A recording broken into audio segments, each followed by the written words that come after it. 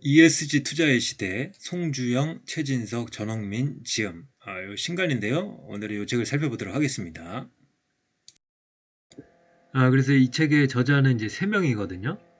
세 명의 저자인데, 각각 조금씩 이 담당하는 업무들이 다릅니다. 송주영 씨는 WWG 자산운용의 대표이사이다. 그리고 WWG에서 환경, 안전, 보건 등 생활 밀착형 분야에 집중하고 있다. 그리고 최진석은 한국투자공사에서 책임투자팀장으로 ESG 업무를 수행 중이다.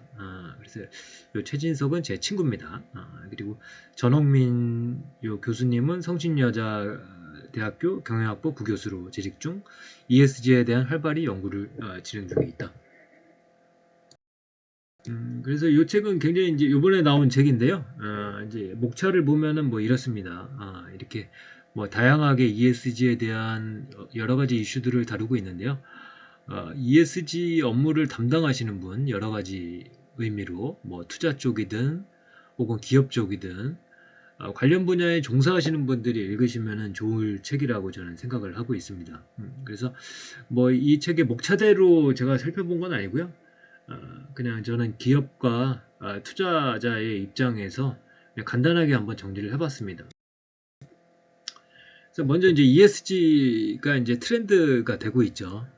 되고 있는데 거시적으로 보면 이렇습니다. 이제 환경 문제가 발생하면 가장 큰 1차적인 피해는 해당 문제가 발생하는 장소이기 때문에 신흥국들도 단순히 경제 발전만을 위해서 환경 오염이 유발하는 외부 불경제 효과를 계속 받아들일 수는 없을 것이라고 본다.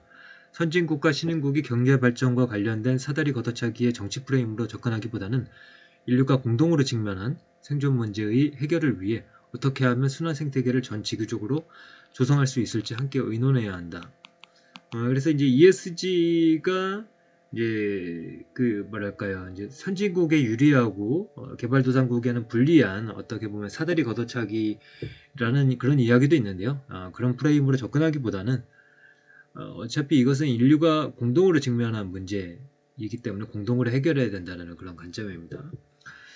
그리고 이러한 이슈, 이 ESG 이런 이슈가 일시적이지 않을 거기 때문에 그것에 대해서 우리가 계속 주목을 해야 되는 거죠. 앞으로는 환경 이슈가 바로 경제 이슈이자 정치 이슈이고 사회 이슈가 될 것이라고 생각한다. 그래서 이 말이 좀 마음에 들었습니다. 어떠한 비즈니스 활동에서도 환경 이슈를 무시하고 진행할 수 없을 것이며 환경 오염을 유발하는 그 어떠한 요인도 이에 대한 해결책 없이 진행되는 것은 불가능할 것이라고 본다. 우리가 사는 지구 환경을 파괴하고 더불어 살아가는 사회의 통합을 저해하며 불투명한 주먹구구식 지배구조로 이기적 경영을 하는 기업이 과연 얼마나 오랫동안 본색을 숨기고 돈을 벌 수 있을까?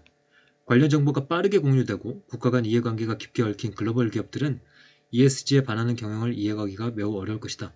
투명한 사회환경과 그 다양성으로 인해 ESG 패러다임이 단기적인 전시효과로 끝나지는 않을 것이다. 그래서 JP모건 보고서에서는 이렇게 이야기를 했습니다. 이번 팬데믹이 앞으로 3년 동안 ESG 모멘텀에는 긍정적으로 작용할 것이라고 전망했다. 그러니까 ESG 패러다임이 단기적으로 끝나지 않을 거라는 데는 저도 동의를 하는데요. 왜냐면은 아무리 돈이 중요해도 인류의 생존만큼 중요하지는 않지 않겠습니까? 그러니까 인류의 생존이 항상 중요한 이슈가 될 수밖에 없고 인류의 생존을 위해서는 무엇이 중요하냐라고 했을 때 결국에는 환경 문제가 계속 문제가 될 수밖에 없겠죠. 그래서 ESG가 꼭 환경 문제만을 뜻하지는 않지만 그 큰 축으로서 계속해서 작동할 것이고 계속해서 관심을 받게 되지 않을까 저도 그렇게 생각을 하고 있습니다. 그래서 이제 이런 ESG 트렌드가 기업 관점에서는 어떠한 일들이 있을까라고 했을 때 이 책에서는 이제 다양한 어떤 연구들을 이제 소개를 하고 있거든요. 그래서 굉장히 공부를 많이 하셨다라는 느낌이 들고요. 여기서 등장하는 여러 가지 연구들을 하나하나 살펴보는 것도 의미가 있을 것 같습니다. 초기에 기업이 이윤 추구를 위해서 사회적 책임 활동을 하지 않아도 된다는 의견도 있었지만 고객들이 사회적 책임 활동을 하는 기업에 더욱 호감을 느끼고 해당 기업의 매출액에도 주요한 영향을 미치기 때문에 최근에는 기업의 사회적 책임 활동이 기업의 필수적인 활동으로 인식되고 있다. 그러니까 결국에는 이제 그 소비자가 변했기 때문에 기업이 신경 쓰지 않을 수 없다는 거죠. 그래서 이것은 주주자본주의, 그러니까 넘어서서 이해관계자 자본주의로 나아가고 있다는 거죠. 이해관계자 자본주의라 함은 주주이익 극대화뿐만 아니라 다양한 이해관계자, 주주, 노동조합, 채권자, 공급자 등 모두를 만족시킬 수 있는 그런 자본주의를 뜻하는 거죠. 그리고 이제 뭐 요 고울 어떻게 읽는지 모르겠는데 요 외 연구는 30개 국가의 제조업체를 대상으로 국제 비교 연구를 통해서 기업의 환경적 책임을 책임감 있게 추구하는 기업의 경우 내재된 자기자본 비용이 유의하게 감소하는 것으로 나타났다. 그리고 뭐 마스무라 외 이 사람의 연구도 미국 기업을 대상으로 탄소 배출이 해당 기업의 가치에 미치는 영향을 분석한 결과 탄소 배출이 증가할 경우 해당 기업의 가치가 평균적으로 21만 달러만큼 감소하는 것으로 나타났다. 그리고 초 앤 로에서도 이 연구에서도 국제비교 연구를 통해서 가스 배출은 기업의 가치를 감소시키며 이러한 감소 효과는 환경 규제가 강한 국가에서 더욱 유의하게 발견되고 있음을 보고하였다. 그래서 이제 계속 기업의 입장에서도 신경을 써야 된다는 거죠. 기업의 어떤 기업 활동에 영향을 계속 미치기 때문에요. 그 다음에 이제 한국의 이제 주식시장이 주변 이머징 시장에 비해서 밸류에이션 지표가 상당히 낮게 형성되어 있고 그 원인으로는 지배구조의 후진성이 꼽힌다고 합니다. 소액주주를 배려하지 않는 대주주와 경영진의 의사결정이 여전히 빈번히 발생하고 최근 몇 년 사이에 좋아졌다고는 하나 전반적으로 인색한 배당 역시 저평가의 원인이다. 그래서 이건 참고삼아 말씀드렸고요. 유럽의 투자기관인 APG의 책임 투자 담당자에 따르면 앞서 언급한 환경 및 사회는 우리가 해결해야 할 당면 과제이며 거버넌스는 그 과제를 해결하기 위한 수단이라고 한다. 그래서 이제 ESG가 환경, 사회, 거버넌스 이 세 가지 문제를 다루는데 환경과 사회를 우리가 해결해야 할 당면 과제, 그리고 거버넌스를 그 과제를 해결하기 위한 수단이라고 이렇게 분류를 한 것도 좀 이제 의미 있게 읽었습니다. 그리고 탕은 미국 상장 기업을 대상으로 분석한 결과 경영자가 이사회의 의장을 겸직하는 것은 이사회의 기능을 감소시켜 기업의 성과를 저하시킬 가능성이 매우 큰 것을 발견한 바 있다. 그래서 이것도 연구를 소개했고요. 연기금의 경우 적극적인 견제 활동을 통해서 경영자의 대리인 비용을 효과적으로 감소시킬 수 있다. 2020년 경제정책연구소 보고서에 따르면 미국의 경우 최고 경영자와 직원의 임금 격차가 320배, 한국은 200대 기업으로 조사한 결과 약 8.7배, 아직 미국보다는 심각하지 않은 것으로 나타났다. 그 다음에 또 리라는 사람이 연구를 한 건데요. 사업보고서의 가독성 지수 중 하나인 포그 인덱스와 기업이익 특성과의 상관관계를 분석하였다. 이 연구에 따르면 1994년부터 2004년까지 미국 기업을 대상으로 한 연구에서 이익 수준 및 이익 지속성이 낮은 기업일수록 사업보고서의 가동성이 낮다는 실증 분석 결과를 보고하였다. 그 다음에 이제 투자자의 관점에서도 의미 있게 읽을 수 있는 내용들이 있었습니다. 유럽의 그린딜과 같은 순환경제로의 이행 추세가 계속해서 동력을 얻고 향후 수십 년 동안 기업 성과에 영향을 미칠 것이라는 주장도 들어가고 있다. 투자 영역에 있어서 투자자들이 이를 고려하는 목적은 다양한데 어떤 투자자는 하방 위협을 완화하기 위한 수단으로 탄소 노출이 높은 회사 또는 산업을 제한하도록 우선순위를 정할 수 있다. 그러니까 ESG를 잘 신경 쓰는 회사들은 위기 상황에서 주가가 많이 빠지지 않는다라고 생각할 수도 있고 그거에 대한 실증적인 자료도 있는데요. 그건 이제 좀 더 장기로 봐야 되겠죠. 또 다른 투자자들은 탈탄소화 및 순환경제로의 이행에 선제적으로 움직이려는 투자를 고려할 수 있다. 그러니까 이게 이제 트렌드가 되고 있기 때문에 이것에 대해서 투자를 할 수도 있다는 거죠. 이 경우 기후변화 대응 과정에서의 수익과 강력한 배출 감축 목표에 대해 자세히 주의를 기울일 수 있다. 그리고 에너지 유틸리티와 같은 배출량이 높은 산업과 금융 커뮤니케이션 서비스와 같이 배출량이 낮은 산업에 배분 조정이 큰 영향을 미칠 수 있다. 그리고 하버드 대학교 케네디 스쿨의 자료에 따르면 이미 글로벌 벤처 캐피탈은 벤처기업의 성공과 실패를 분석할 때 재무적 요인과 ESG 요인을 구분해 이를 바탕으로 평가를 수행하고 있다.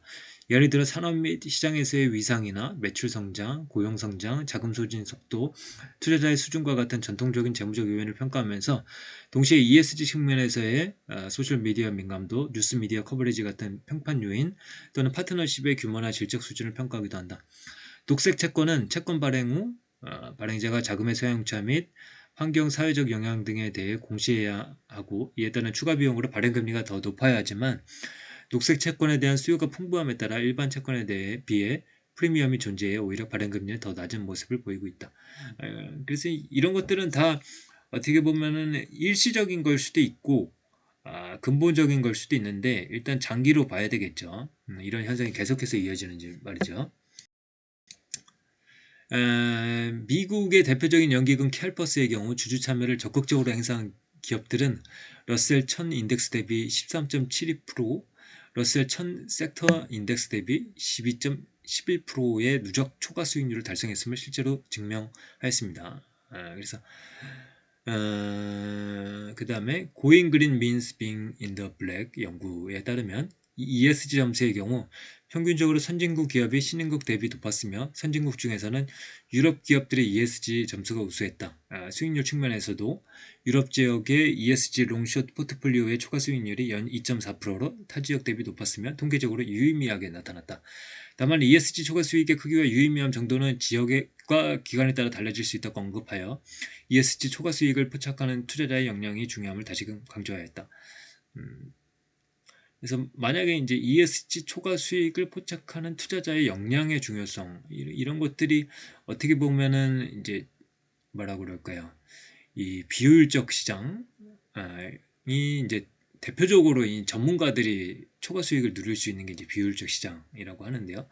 그게 좀 생각이 났습니다. 그러니까 아직까지는 사람들이 많이 주목을 하지 않았다는 거죠. 그래서 초과 수익이 날 수도 있는 거죠. 아직 ESG에 대한 자금 수요가 크지 않고 ESG 점수가 낮은 신흥국 시장의 경우 향후 ESG 초과 수익 포착 기회가 선진국보다 많을 것으로 예상할 수 있다. 그래서 여기서도 또 투자 아이디어를 얻을 수도 있고요. 그리고 궁극적으로 우리 모두가 ESG와 관련된 노력들이 지속 가능한 투자 기업의 수익 창출에 도움이 된다는 투자 신념을 가지는 것이 가장 중요할 것이다. 그래서 우리 모두가 이런 신념을 가지게 될 때 기업들이 ESG를 신경 쓰지 않을 수가 없겠죠. 투자자들이고 기업들이고 다 그렇게 신경을 쓰게 될 것이고 그것이 인류의 생존을 위해서 또 바람직할 수도 있고 여기에서 자본주의가 어떤 돌파구를 찾을 수 있지 않을까 뭐 이런 생각도 해보면서 이제 저자들이 ESG에 대해서 많이 연구를 했더라고요. 그리고 실제적으로 ESG와 관련된 일들도 많이 하고 계시고요.